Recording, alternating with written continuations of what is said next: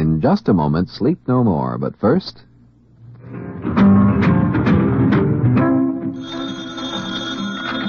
Hello? Oh, hello, Martha. No, just finishing my housework and enjoying NBC Bandstand on the radio. Oh, it's just fabulous. This week they have Freddie Martin and his orchestra, Bert Parks, of course, and Snooky Lanson is the singing star, and the Glenn Miller Orchestra under the direction of Ray McKinley. But why am I telling you about it? Tune it in yourself. NBC Bandstand, live weekday mornings on NBC Radio. And now stay tuned for Sleep No More on NBC. This is Nelson Olmsted. Sleep no more.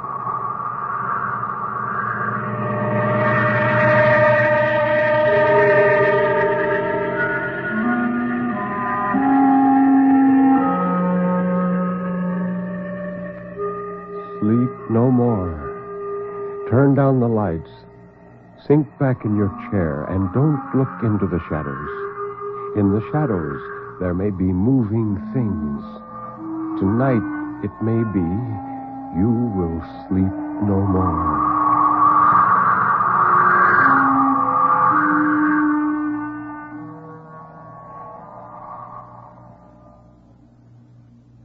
Good evening. This is Ben Grauer introducing tonight's Tale of Terror, told by Nelson Olmsted on the National Broadcasting Company's presentation of Sleep No More. The story of terror can be as simple as a sheeted ghost rattling chains. It can be a complex and hidden world of horror, lurking in such unholy dimensions as only the dead and the moonstruck can glimpse. Or it can be those terrible, fathomless shadows which lie buried deep in the primitive mind of civilized man. And for this evening, well, Nelson Olmsted, tell us about this evening's story. Well, Ben, it's called 3 O'Clock, and it's a masterly chiller by William Irish. When a man is jealous, and when that same man has long had the urge to kill, Well, then you have 3 O'Clock by William Irish, is that it? that's it, Ben. So, Nelson Olmsted, tell us about this man.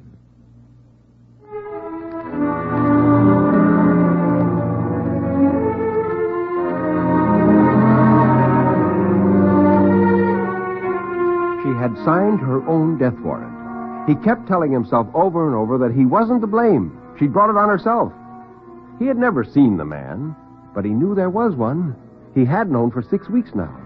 One day he came home, and there was a cigar butt in an ashtray, still moist at one end, still warm at the other. His wife was too often flustered when he came home, hardly seemed to know what she was doing or saying at all. He pretended not to see any of these things. He was that type of man, Stapp was. He didn't bring his hates or grudges out into the open where they had a chance to heal. He nursed them in the darkness of his mind. That's a dangerous kind of man. If he'd been honest with himself, he would have had to admit that this mysterious afternoon caller was just the excuse he gave himself, that he daydreamed of getting rid of his wife long before there was any reason to, that there had been something in him for years past now urging, kill, kill, kill. Maybe ever since that time he'd been treated at the hospital for a concussion. He didn't have any of the usual excuses. She had no money of her own. He hadn't insured her. He stood to gain nothing by getting rid of her. She didn't nag and quarrel with him. She was a docile, tractable sort of wife. But this thing in his brain kept whispering, kill, kill, kill. So every afternoon, for 6 weeks now, when he came home from his shop, he had brought little things with him, very little things that were so harmless, so inoffensive in themselves, that no one, even if had they seen them, could have guessed. Fine little strands of copper wire, such as he sometimes used in his watch repairing. And each time, a very little package containing a substance that, well, an explosives expert might have recognized, but no one else. Loose like that, it couldn't hurt you. But wadded tightly into cells in what had formerly been a soapbox down in the basement, compressed to within an inch of its life the way he had it, the whole accumulated 36 days' worth of it, that would be a different story. They'd never know. There wouldn't be enough left of the flimsy house for them to go by. Sewer gas explosion, they'd think, or a pocket of natural gas in the ground somewhere around under them. He'd be in his shop tinkering with his watch parts, and the phone would ring. Mr. Stapp! Mr. Stapp! Your house has just been demolished by a blast! The last little package had been brought in 2 days ago. The box had all it could hold now, twice as much as was necessary to blow up the house. The box was set, the wires were in place, the batteries that would give off the necessary spark were attached. All that was necessary now was to hook up the clock, and then today was the day. At 12:30 sharp, he wrapped up the alarm clock he'd been working on, tucked it under his arm, and left the shop. He took the bus, got off at his usual stop, walked 3 interminable suburban blocks to his house, and let himself in. She wasn't home, of course, as he knew. She was out marketing as usual. He went directly to the door leading to the basement. He passed through it, closed it behind him, and went down the bare wooden steps to the basement floor. She hadn't even known that he'd come down here each night for a few minutes while she was in the kitchen doing the dishes. By the time she got through, he was upstairs again behind his newspaper. It didn't take long to add the contents of each successive little package to what was already in the box. The wiring had taken more time, but he'd gotten that done one night when she'd gone out to the movies. Or so she'd said. The little box, that was no longer merely a box now, but an infernal machine, was standing over against the wall to one side of the oil burner. He was proud of it, prouder than of any fine watch he'd ever repaired or reconstructed. He unwrapped the clock and spread out the few necessary small implements he'd brought with him from the shop. 2 fine copper wires were sticking stiffly out of a small hole he'd bored in the box, in readiness, like the antenna of some kind of insect. Through them, death would go in. He wound the clock up first, for he couldn't safely do that once it was connected. He wound it up to within an inch of its life. He set the alarm for 3, but there was a difference now. Instead of just setting off a harmless bell when the hour hand reached 3 and the minute hand reached 12, the wires attached to it, leading to the batteries, would set off a spark. A single, tiny, evanescent spark. That was all. He wondered why more people didn't do things like this. They didn't know what they were missing. Probably not clever enough to be able to make the things themselves. That was why. He set the clock itself by his own pocket watch, 1:15. Then he carefully guided the antenna-like wires leading from the box through a hole previously bored in the back of the clock and fastened them to the necessary parts of the mechanism. It was highly dangerous, but his hands didn't play him false. And when he'd done with it, it stood there on the floor as if placed there at random up against an innocent-looking copper-lidded soapbox, ticking away. 10 minutes had gone by since he'd come down here. 1 hour and 40 minutes were still to go by. Death was on the wing.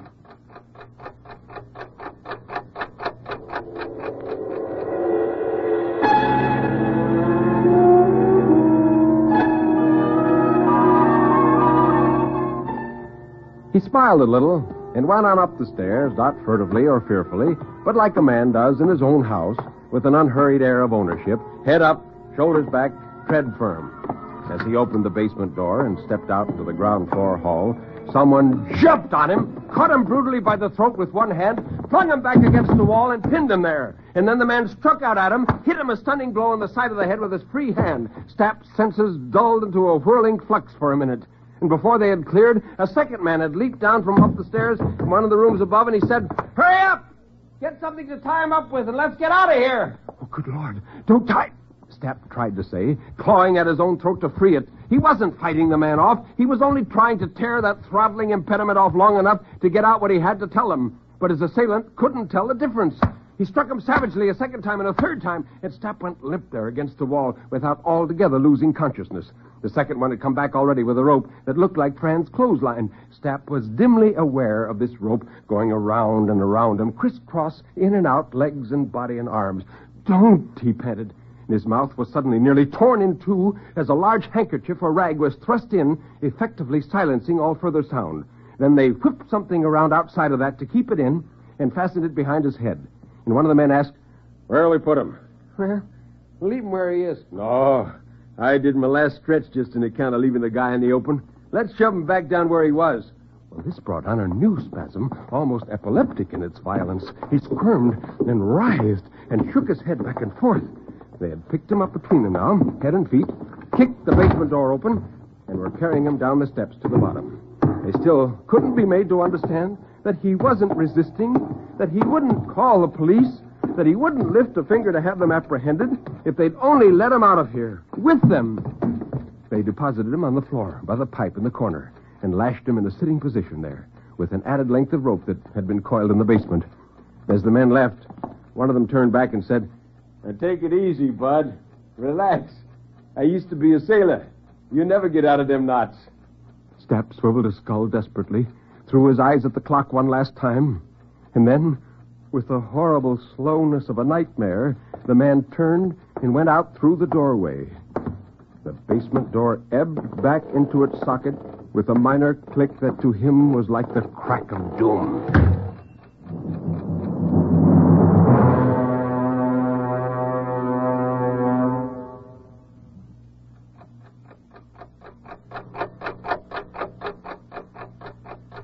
In the silence now, above the surge of his own tidal breathing that came and went like surf upon a shoreline, was the counterpoint of the clock. With the men went his only link with the outside world.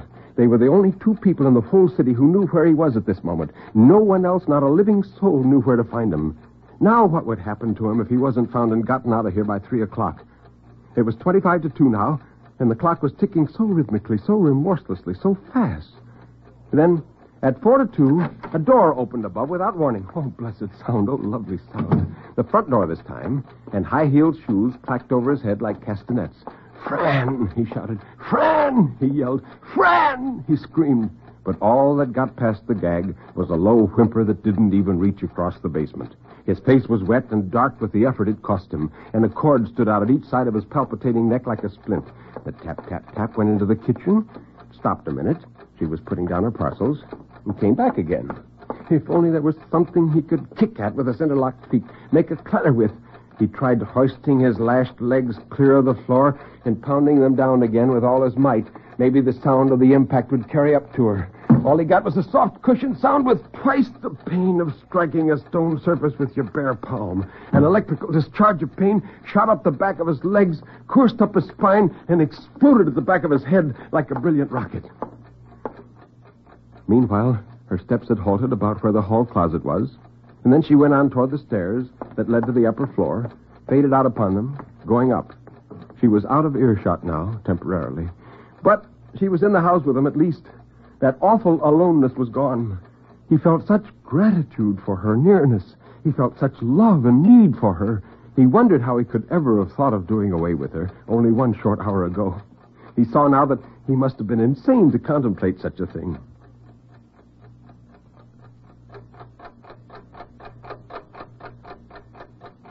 5 after. She'd been back 9 minutes now. And then it was 10. At first slowly, and then faster and faster, terror, which had momentarily been quelled by her return, began to fasten upon him again. Why did she stay up there on the 2nd floor like that? Why didn't she come down here to the basement and look for something? Well, she might intend to stay up there all afternoon. 11 past 2. 49 minutes left. No, not just minutes left. It wasn't fair. "Fran!" he shrieked. "Fran! Come down here! Can't you hear me?" The gag absorbed his shrieks like a sponge. The phone trilled out suddenly in the lower hallway, midway between him and her. He'd never heard such a beautiful sound before. A tear stood out in each eye. Well, that must be the man now. That would bring her down. And then he heard her quick step descending the stairs to answer it.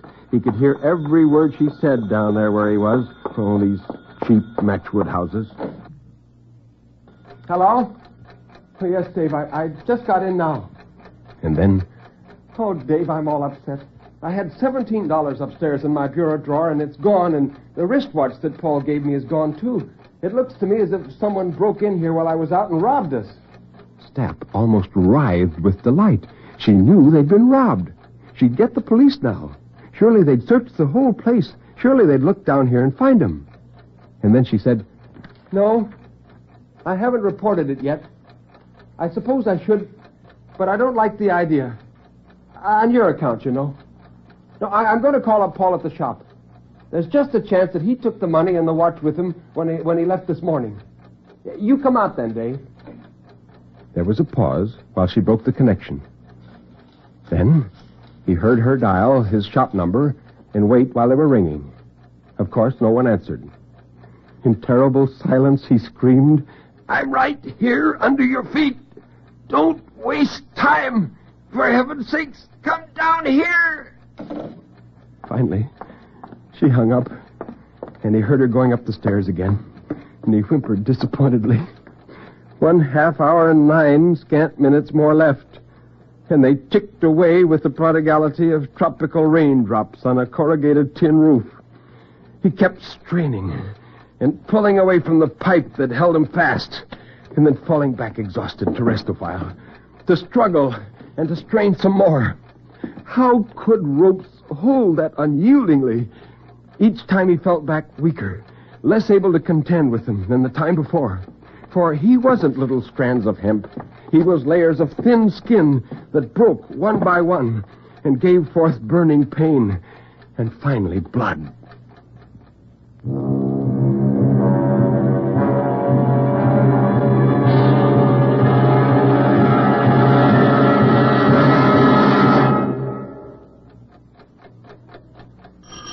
The doorbell rang out sharply. The man had come. Stapp's chest started rising and falling with renewed hope. 4 ears instead of 2 to hear whatever slight sound he might manage to make. And he must find a way of making one. Oh, thank God for this admirer, or whatever he was. Thank God for their rendezvous. She came quickly down the stairs a second time, and her footfalls hurried down the hall. The front door opened. "Hello, Dave," he heard her say. And a man's voice asked, "Did it turn up yet?" "No, and I've looked high and low. I tried to get Paul after I spoke to you, but he was out to lunch. Come in the kitchen. I'll make you a cup of coffee." Her quick, brittle step went first, and his heavier, slower one followed. There was the sound of a couple of chairs being drawn out, and the man's footfalls died out entirely. Hers continued busily back and forth for a while on a short orbit between stove and table. What were they going to do? Sit there for the next half hour? Couldn't he make them hear him in some way? He tried clearing his throat, coughing. It hurt furiously, and the gag muffled even the cough to a blurred, purring sort of sound. 26 to 3, only minutes left now. Minutes. Not even a full half hour anymore. And then he heard her say, "Don't you think we ought to tell Paul about us?" Oh. What kind of a guy is he? Well, Paul's not narrow-minded. He's very fair and broad. Well, you have nothing to be afraid of on Paul's account, Dave. Didn't you ever tell him about me at all? You mean the beginning? Oh, I told him you'd been in 1 or 2 scrapes, but like a little fool, I let him think I'd lost track of you and didn't know where you were anymore. Why, that was her brother she'd said that about. The man sitting up there with her confirmed it right as the thought burst in his mind. Yeah. I know it's tough on you, sis. You're happily married and all that. Yeah, I got no right to come around and gum things up for you. No one's proud of a jailbird and escaped convict for a brother. Yeah, I suppose I'll have to go back and finish it out, but 7 years, old friend. 7 years out of a man's life. David, there isn't anything I wouldn't do for you. But before you decide anything, let's go downtown and talk it over with Paul and hear what he says. One chair jarred back, and then the other. He could hear dishes clatter, as though they'd all been lumped together in one stack. What, were they going to leave again? Were they going to leave him behind here, alone, with only minutes to spare? Their footsteps went down the hall. "Stay with me," Stapp wailed. "Stay!" Panic-stricken, Stapp did the only thing he could think of. Struck the back of his head violently against the thick pipe he was attached to. A sheet of blue flame darted before his eyes. The pain was so excruciating, he knew he couldn't repeat the attempt. But they must have heard something. Some dull thud or reverberation must have carried up along the pipe. He heard her stop short for a minute and say, "What was that?" The man said he hadn't heard anything, and she took his word for it. And there was the sound of the front door opening. She passed through it. The man passed through it. It closed, and they were gone.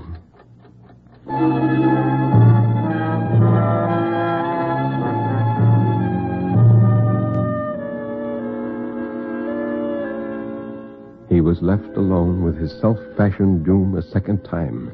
And the first seemed a paradise in retrospect compared to this. For then he had a full hour to spare. He'd been rich in time. And now he only had 15 minutes, one miserly quarter hour. Well, there wasn't any use struggling anymore. He couldn't anyway, even if he wanted to. Flames seemed to be licking lazily around his wrists and ankles. He'd found a sort of palliative now, the only way there was left. He'd keep his eyes down and pretend the hands were moving slower than they were. It was better than watching them constantly. It blunted a little of the terror at least. The ticking he couldn't hide from. Of course, every once in a while, when he couldn't resist looking up and verifying his own calculations, there'd be a renewed burst of anguish. But in between times, it made it more bearable to say, "It's only gained a half-minute since the last time I looked." Then, suddenly, the outside world intruded again. The doorbell rang out. He took no hope from the summons at first. Maybe it was some peddler. Came again. Whoever was ringing was truculently impatient at being kept waiting. A third ring was given the bell, this time a veritable blast that kept on for nearly half a minute. And then as the peal finally stopped, a voice called out forcefully, "Anybody home in there? Gas company." And suddenly Stapp was quivering all over. This was the one call, the one incident in all the day's domestic routine from earliest morning until latest night that could possibly have brought anyone down into the basement. The meter was up there in the wall, staring him in the face. And her brother had had to take her out of the house at just this particular time. There was no one to let the man in. The gas inspector gave the bell one more try, as if venting his disappointment of being balked, rather than in any expectation of being admitted at this late time in the proceedings. He gave it innumerable short jabs, like a telegraph key, and then he called out disgustedly, evidently for the benefit of some unseen assistant waiting in a truck out at the curb. "They're never in when you want them to be." There was a single quick tread in the cement, away from the house.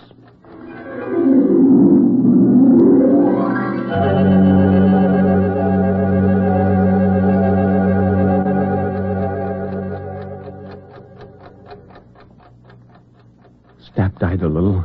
His arms and legs got cold up to the elbows and knees. His heart seemed to beat slower, and he had trouble getting a full breath. Saliva escaped and ran down his chin, and his head drooped forward and lay in his chest for a while, inert. The clock ticked on. He noticed that his mind was starting to wander. Suddenly, the outer world returned again. This time it was the phone. It must be Fran and her brother trying to find out if he'd come back here in their absence. They'd found the shop closed, must have waited outside it for a while, and when he still didn't come, they didn't know what to make of it. And when no one answered, that would tell him, surely, that something was wrong. Wouldn't they come back now to find out what had happened to him? But how could they dream he was in the basement the whole time? Why should they think he was here in the house if he didn't answer the phone? Fran would become real worried. Maybe they'd go to the police. But that would be hours from now. What good would that do? They'd look everywhere but here for him. When a man is reported missing, the last place they'd look for him would be in his own home. It stopped ringing finally, and silence came rolling back in its wake. 9 minutes to 3. Oh, what a lovely number was 9. Let it be 9 forever, not 8 or 7. 9 for all eternity. Make time stand still. But no, it was already 8. Oh, what a precious number was 8, so rounded, so symmetrical. Let it be 8 forever. A woman's voice called out in sharp reprimand somewhere outside in the open. "Bobby, be careful what you're doing. You'll break that window." She was some distance away, but the ringing dictatorial tones carried clearly. And suddenly Stapp saw the blurred shape of a ball strike the basement transom. A child came close up against the transom to get its ball back. If it would only turn its head over this way, it could look right in. It could see him. The glass wasn't too smeary for that. Stapp started to weave his head violently from side to side, hoping the flurry of motion would attract it and catch its eye. Suddenly, it had turned its head and was looking directly in through the transom, and then it saw him, and it yelled, "Mommy, look!" An adult hand suddenly darted downward from the upper right-hand corner of the transom, caught the child's wrist, bore its arm upward out of sight. But it pointed and said, "Mommy, funny man tied up. Look!" The adult voice, reasonable, logical, dispassionate, answered, "Why, that wouldn't look nice. Mommy can't peer into other people's houses like you can." The child's head disappeared above the transom. Its body was pivoted around away from him. He could see the hollows at the back of its knees for an instant longer, and then its outline on the glass blurred in withdrawal. It was gone. Only the little clear spot it had scoured remained to mock him in his crucifixion.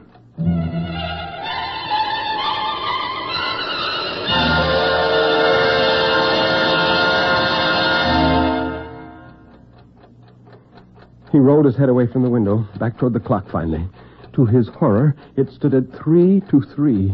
He couldn't feel anymore. Terror or hope or anything else. A sort of numbness set in, with a core of gleaming awareness remaining that was in his mind. He was making animal noises deep in his throat as the minute hand slowly blended with the notch of 12. Guttural sounds like a dog worrying about a bone, though the gag prevented the sounds from emerging in full volume. He puckered the flesh around his eyes apprehensively, creasing them into slits, as though the closing of his eyes could ward off, lessen the terrific force of what was to come. The hand on the dial gradually became upright. It was 3 o'clock, but he didn't know it. He was shaking all over from head to foot, not with fear, but with laughter. And then everything went black.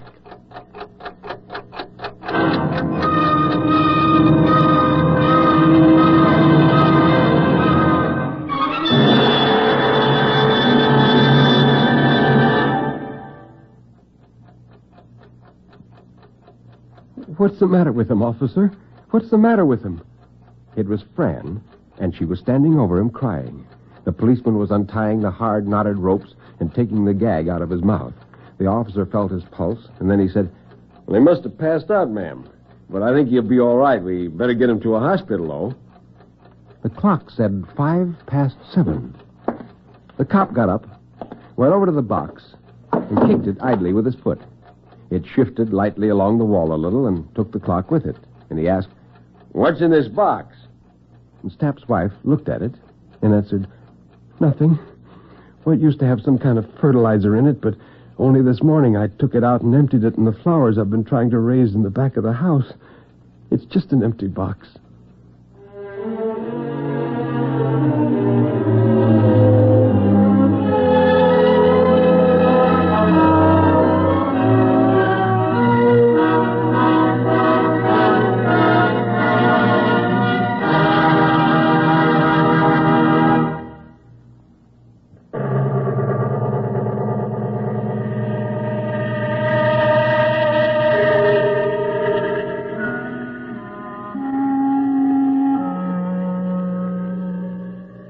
You can turn up the lights now.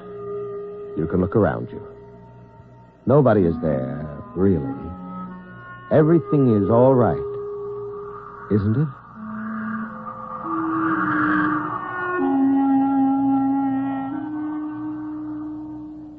Step over here, Nelson Olmsted, and tell us about next week's story. Next week's story on Sleep No More is about a woman in a large, empty house which the wind buffets and shakes. And in that house, the woman finds a pinpoint of light where there should be no light. The story is The Storm by McKnight Malmar.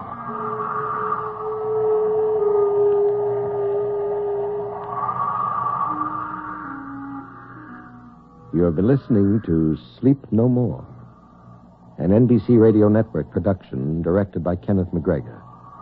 Mr. Olmsted's albums are recorded exclusively for Vanguard Records. Until next week, when Nelson Olmsted will again be here in person, this is Ben Grauer bidding you good night.